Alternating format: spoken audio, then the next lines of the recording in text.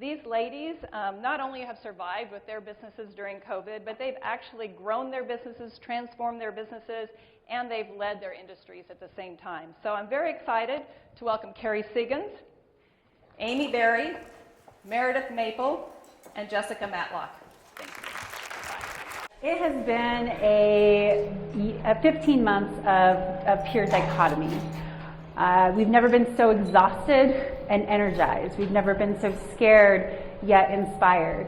And I think that that is what we are experiencing today as we're thinking about rehumanizing work. And there's no doubt that every decision, every action, every mistake, every win has been practiced. Practice for how we were going to lead through this pandemic, even though we didn't know that. And everything that we're doing today, every decision, every action, every mistake, every win, is practice for what's going to come tomorrow.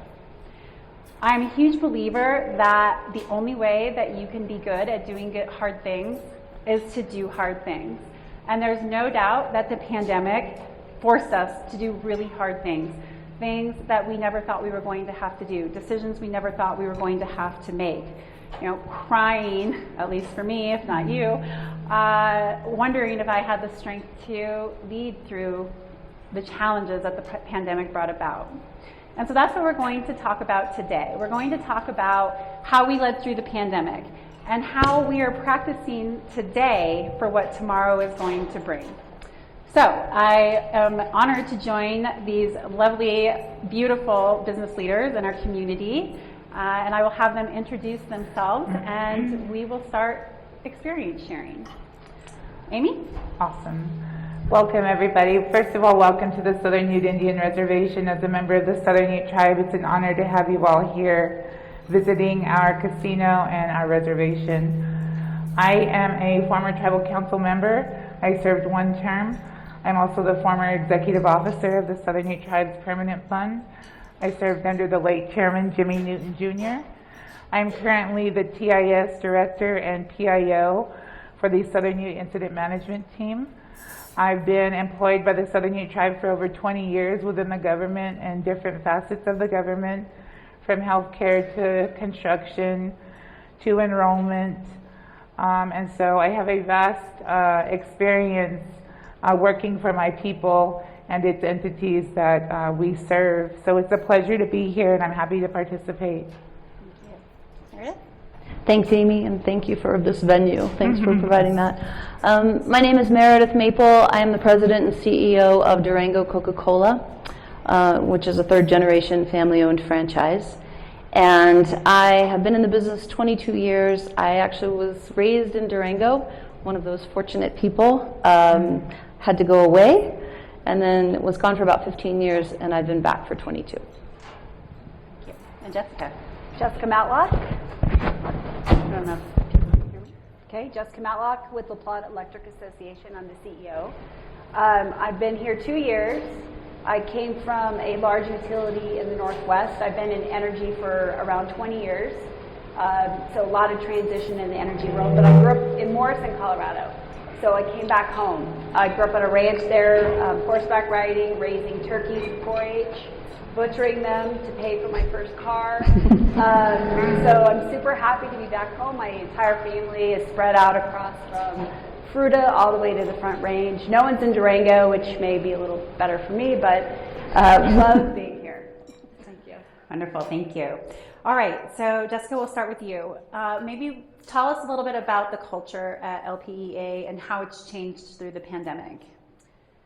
Sure. So as I mentioned, I started 2 years ago. So about 9 months into being the new CEO of La Plata, COVID hit. So I can only really relate it to the first 9 months that I was there. But as true to any office situation, it was people were there from 9 to 5. You knew about, the frosting on the cake about people. You didn't know the cake and what was in it and really what made people tick, right? And that's throughout my entire career of every company I've worked for. This is the smallest company I've ever worked for. So it was a little bit more of an opportunity to get to know people. But when the pandemic hit, it was a whole new world of understanding people, from when you pre-pandemic, I don't know if anyone had Zoom calls, but if you ever had a dog barking in the background or your child running in the back, it was a joke, it was funny, it was embarrassing, right? Well, now with COVID, it was just normal day to day to see your kids, the chickens running in the back, your spouse yelling at you for something, laundry or cooking. It actually humanized people, right? What Corey was talking about today. So with our culture, I think we really got to know people's struggles, and actually real people started to come out, whether that be abuse or addiction or loneliness. We really got to know each other at a deeper level. And a lot of it was in order for us to help each other. And I think the other thing is to give each other more grace. Definitely something that we all learned is that we all get annoyed by each other occasionally, and it started coming out because we had COVID and people getting sick and people were scared. And so I think it was going and apologizing too and saying, I'm sorry, I'm having a bad day. And I never saw that. Even the other companies I used to work for, people just, when you showed that sign, they looked a little bit less about you, that you weren't strong. But actually now I think more strength is what Corey did today, and say, I have these problems and I'm overcoming them, because we all have issues. And so with our culture, I just found that people came to the table and said, I'm having a really hard time at home. My kids are sick. I'm a single dad. I need help. And that's what made those people stronger, and us as a culture at LPA stronger. I feel like we are definitely a family now more than ever, and we can get over the trouble and the trying times because we went through COVID together. I was in the U.S. military as well, and in my time in the military, it was all about getting through crisis after crisis. I was stationed up in Alaska for a while, and it was a lot of search and rescue and pulling dead bodies out of the water. But you know what? Those people I will always be with, because we were in a crisis together. I feel the same about La Plata workers. We went through COVID, we're still going through COVID, but we are strong, and this is my family. Great, thank you. All right, let's talk about adaptability, because that's something that we've all had to do, is adapt. So Amy, how important is adaptability in your culture now, and what changes have you made to be more adaptable? Okay. Well, for us, it's a little different. Culture can mean a lot of things for us here at Southern Ute. And I think as leadership and identified essential workers, if you will, who are going to lead our incident management team along with our tribal council, we did have to look at culture and what that meant for our people. What did shutting down mean for our people? What did it mean for our two revenue generating arms? What did it mean for our government? What did it mean for services, not only to our people, but our community here in Ignacio? And so really identifying that team approach, the family approach, and the compassion that just humans have when you're in an emergency crisis. It was really well received by staff and the tribal membership. And so we were very fortunate enough to have a leadership who acknowledged the importance of safety, of health and safety, and to keep one another healthy and safe, acknowledging that family, because as Southern Ute people, family is very important, and the continuity of who we are is important. And so keeping that all within our 14 core values that our leadership have developed was really important, not only from a casino perspective or the growth fund perspective, but at an emergency management level, trying to embrace the cultural component of the people, the safety aspect of emergency, and the need to make and generate revenue. And so all of those worked hand in hand with us. We're very fortunate to have the professionals that we do, in addition to our leadership, and the humble understanding of our tribal membership. We're a very small tribe, getting them to understand why we're shut down, who's paying for that. Ideally, everybody wants to know where the money's coming from, especially when they feel like it's coming from their tribal pocket.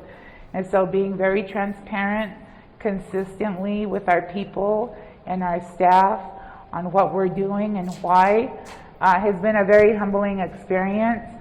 And today, you know, we can be proud of that, you know, having less than 10% of our employees, you know, impacted by the pandemic, less than 7% of our tribal membership impacted by the pandemic, keeping everybody healthy, continue to keep everybody educated, and continue to walk on the same path with everybody. And so when it comes to culture, I feel like we're in a really good place today. We still acknowledge our spiritual significance here today, and we don't step on our people's toes when, unfortunately, things like death occur, whether they're COVID related or not. We allow our spirituality to guide us at that sense and provide safety resources during those times, and acknowledging when it's not safe to have a large event, obviously, to keep our people safe, acknowledging that and helping our people understand things like that, the tribal fair, you know, going back to school and making sure that that's safe. So I think it's been a really humbling experience for everybody involved at Southern Youth. Great, thank you. All right, Meredith, let's talk about motivation. There's so much buzz around motivating employees, and I know that this is something that you are in the throes of. How are you addressing motivation now and in the future? So I think if you look at the past 18 months, motivation, there's lots of types of motivation, right? Some of them are done to you, some of them you choose to implement, and it starts off with fear, right? Fear is an incredible motivating factor. And are we going to be in business? How many people are we're going to employ? How are we going to keep people safe? And everyone banded around that to that end to find a safe way to work. And we did that very quickly. And that was a motivating factor that kind of was done to us. But then I would say compassion for our employees, but also our community. Our employees knew that we were trying really hard to help the businesses in our communities. We, trying to buy lunches, trying to provide products for communities in need. They just knew that we were trying to be compassionate, not only for them and their safety, but also for the communities that we have. And then always, I think gratitude, like you said. I think gratitude is one of the most motivating factors. I'm so grateful of my team and the work that they did. And we're not always great at acknowledgement. So we've really continued to try and acknowledge, not only financially, but through virtual sessions or actually gatherings. We just really want people to know that we acknowledge, we see the good work that they do. It's something that we need to continue to do, not only right now, but going forward, because people are working really hard and doing really good work. Yeah. Right before the pandemic hit, Stone Age had a ransomware attack. We had hackers. And I'll never forget the day, February 20th, 2020. I got a call. It was snowing outside. It was cold and miserable. I was actually taking I was out for a walk. I didn't have a dog yet. So I was going out for a walk. It's all blurring together. I have a pandemic puppy.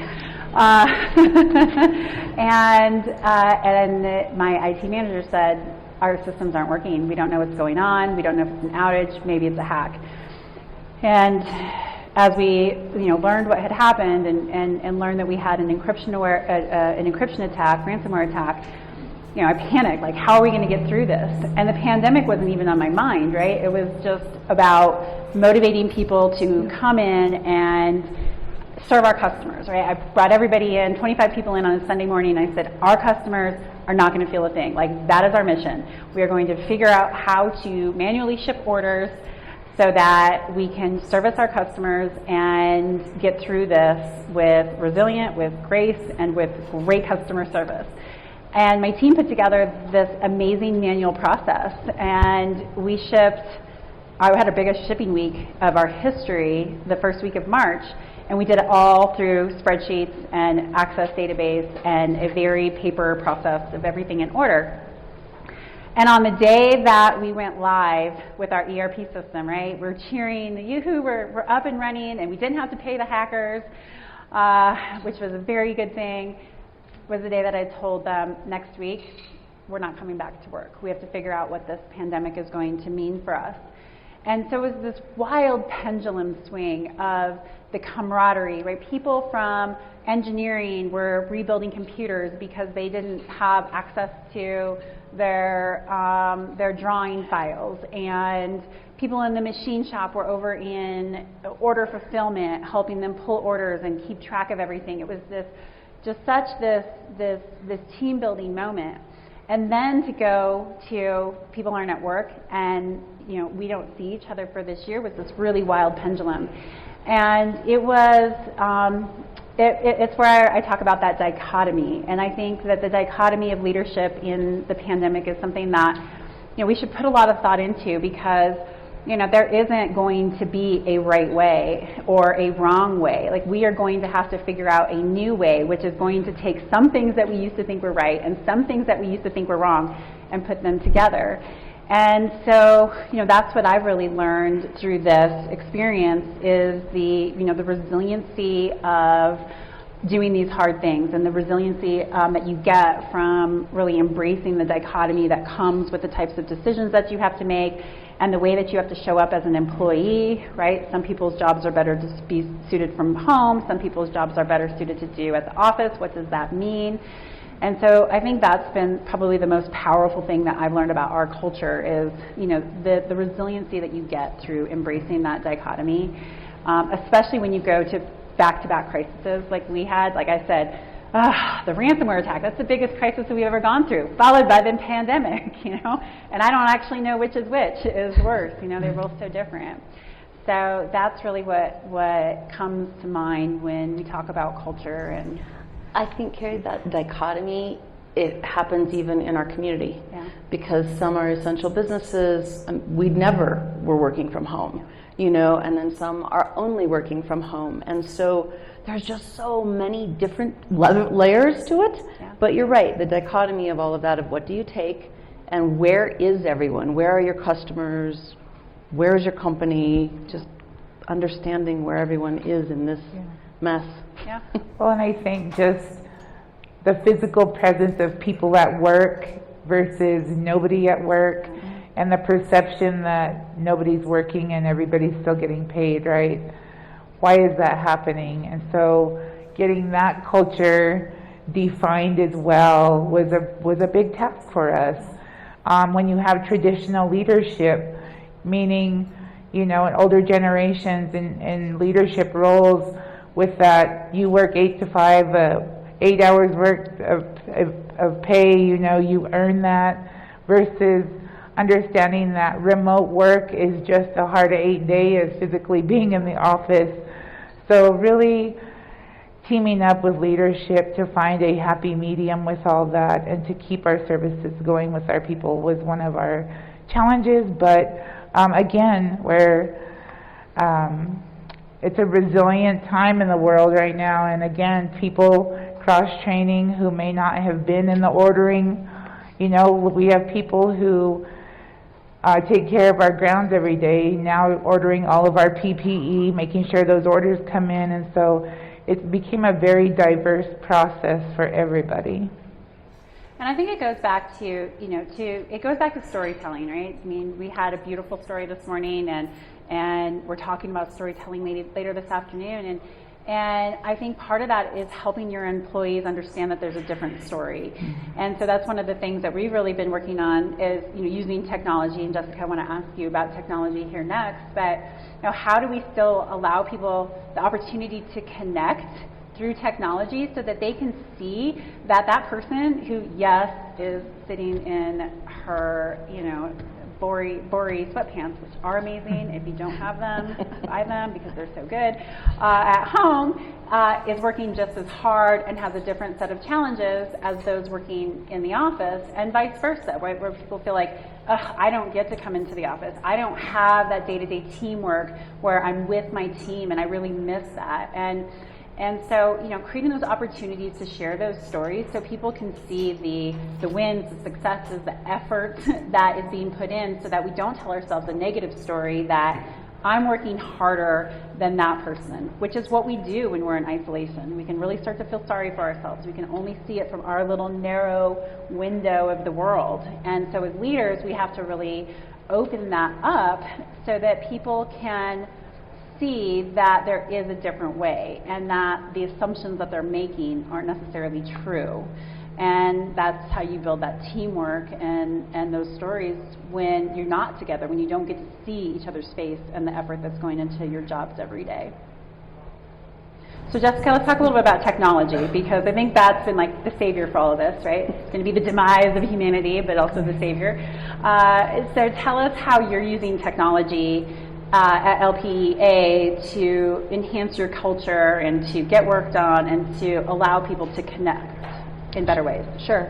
So first of all, Drew Timmerman, wherever he is, he's our VP of Technology, and I couldn't have done it without him. I don't know where he's at, but I think that's the key is your team that's with you, right? It's all the way in the back. So he's our mastermind on technology and just kind of weaving everything that we just talked about. It's about rethinking. Right, so take this opportunity that we have. Always take an opportunity during a crisis. I learned that a long time ago. So don't let this crisis pass you by without making a change.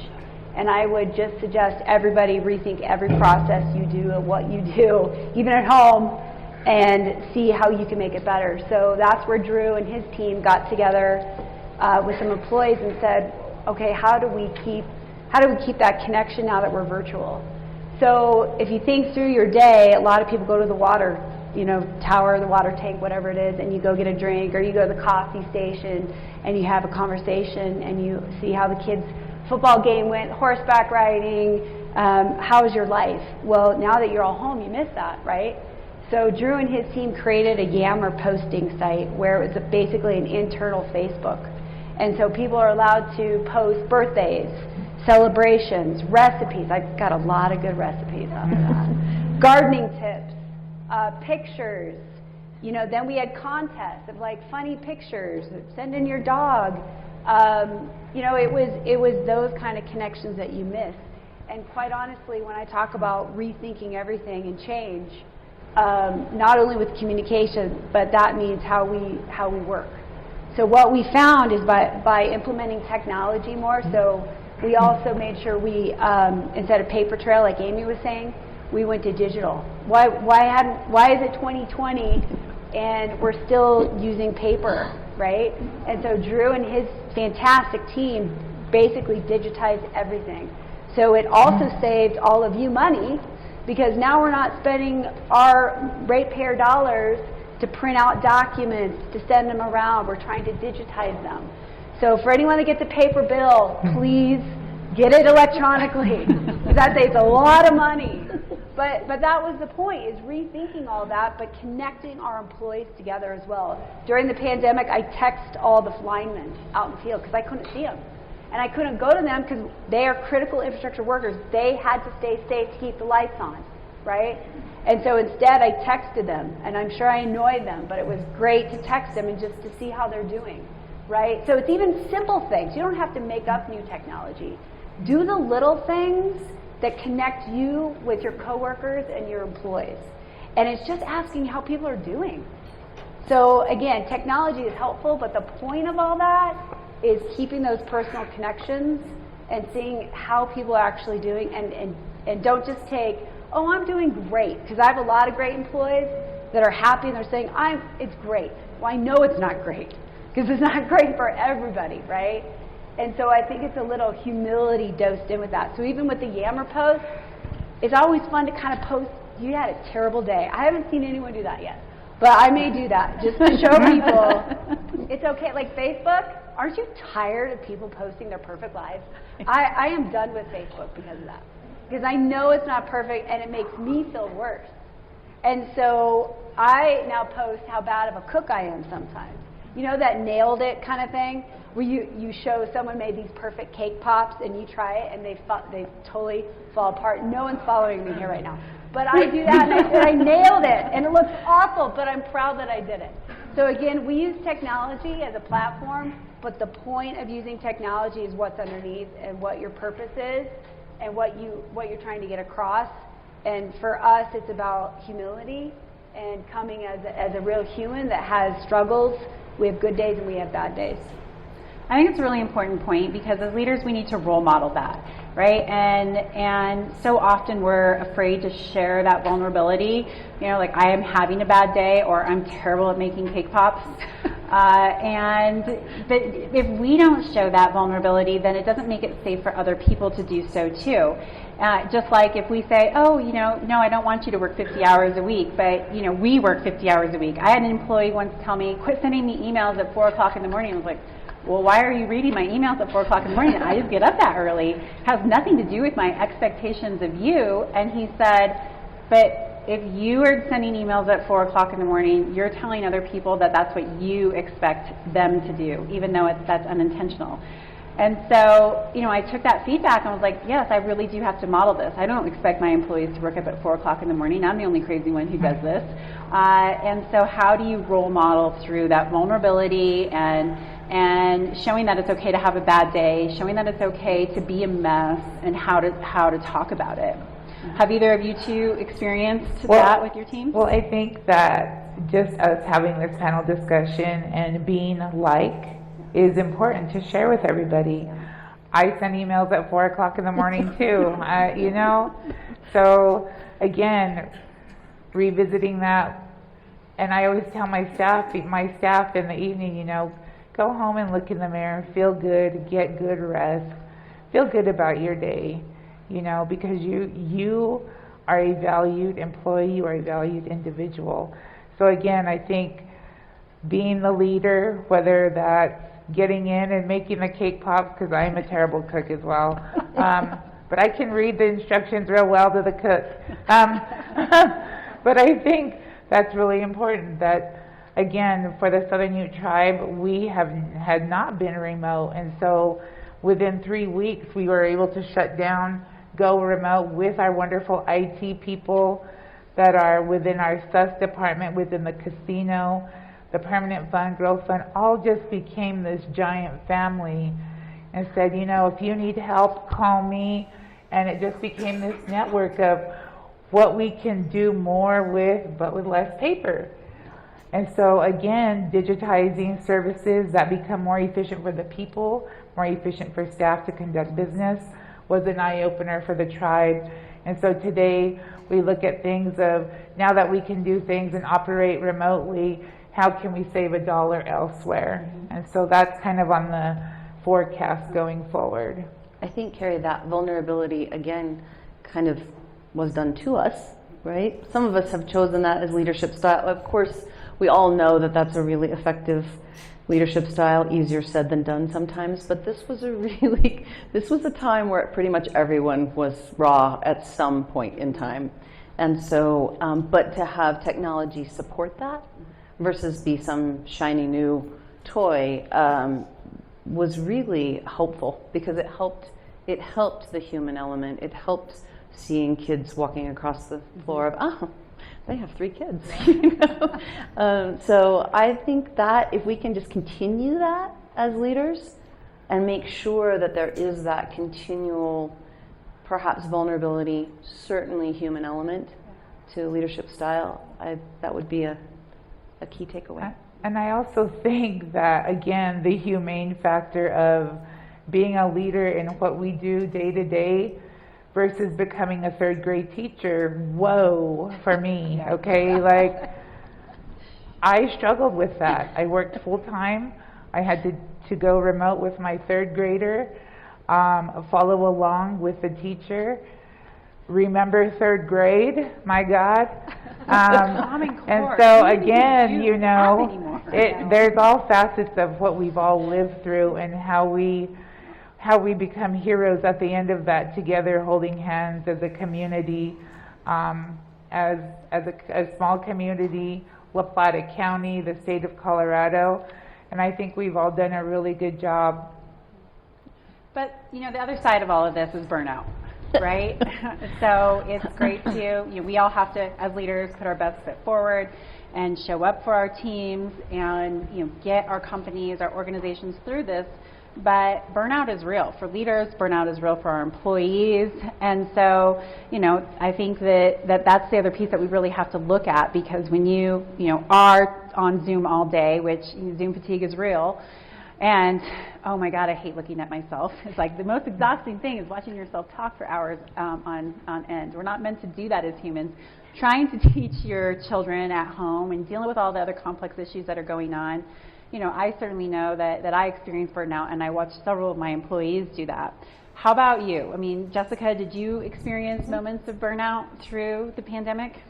Or are you still? Oh, absolutely. So I think, and I'm not going to look at the person, sort of, because I see him over there, but I think you, and I'm going to put myself aside, because as a leader, I think you have to put other people ahead of you, right? Servant leadership. And I have some, like I mentioned, amazing employees, and all of them, I think, reached burnout at some point. And I think the important thing to do is check in with your staff, right? So we do require one-on-ones once a month, and that's where technology comes into play as well, where you're checking in with your entire team. And that creates that human connection as well. But that's where you can figure out where burnout is, right? And right now at La Plata, we are going through an energy transition. I'm sure you've seen it. We're looking at our role in broadband, which is new. We're looking at our power supply contracts. So for 82 years now of the history's company, we are potentially changing the course of the future of this region and the company. And so if you can imagine my employees doing that in addition to going through COVID, extreme burnout, right? And so the key is that we need to meet with each other, and we need to be honest with each other. And so I'll talk about myself with burnout, because it's immense, because you have the entire company on your shoulders, and I'm responsible for making sure the electricity is on for all of you. And so the hospitals have energy, the banks to keep things going, the grocery stores. And it was really stressful, because we weren't able to get vaccines for my employees, because we were not on critical lists, which is interesting since we are a critical provider. So when you think about the burnout, all those stresses combined, it's real and you feel it, right? So for me, how I dealt with it is you have this flexible work schedule just right off the bat, because you're sent home. And so you take those breaks, right? I think I never used to take breaks. I used to work from 7 to 5, no lunch at my last companies, and it wasn't healthy. So now you need to take the break and just take the walk. I garden. I do the Peloton. I try to catch up to Kerry virtually. She's impossible. You're amazing at that. It's those kind of things, right? But then what's more important to me is making sure my employees don't reach the burnout. And so my sense and what I see in the productivity of the company, our budgets are really strong, the strongest they've been in over 10 years. Our again, efficiency is skyrocketed, and these people are working from home. So why should I require them to all come back? So we have gone to permanent work from home strategy, where the employees at least need to come in 2 days a week so that we can have the human interaction and team building.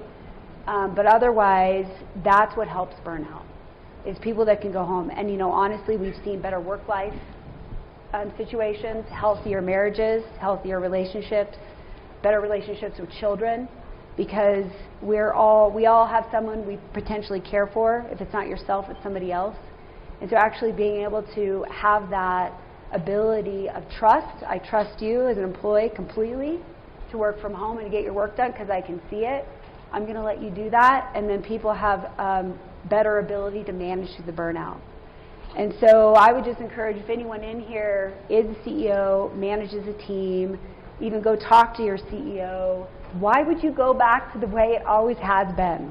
Why not rethink it and consider how effective you were when maybe just do 1 day at home? But that's what helps with burnout. Great. How about you, Meredith? I mean, have you changed your views on burnout since the pandemic started? Yeah. Yes. We talk a lot about self-care, right? That was a buzzword a few years ago. Everyone needs work-life balance, Nice to say. But now we really do talk about self-care. And I have walked into the office many times of saying, everyone needs to go for a walk. And I think the best part, we live in the most beautiful place to self-care. You know, I can walk along the river path for an hour, and I can either take a call, or I can have a meeting, or I can just walk and think. And if you do that, like you said, it is a really good example to others that that's okay. Not only is that okay, it's necessary. And so I really kind of encourage the whole, this is not a sprint. I think we all thought this was okay, you know, just power up and here we go. This is a very long, it's an endurance event. And so we have to kind of pace ourselves and take care of ourselves and take care of our teams to make sure that they can just sustain however long this is. And then going forward, self-care needs to continue because it's a really important element that was probably missing. My mantra is self-care is a discipline, not a luxury. Yeah. And I actually had an employee get COVID, and she was out for a week, and I called her to check on her, and she was still not sounding good. And I said, you know, she's like, I think I'm going to take another couple of days off. I said, that's great.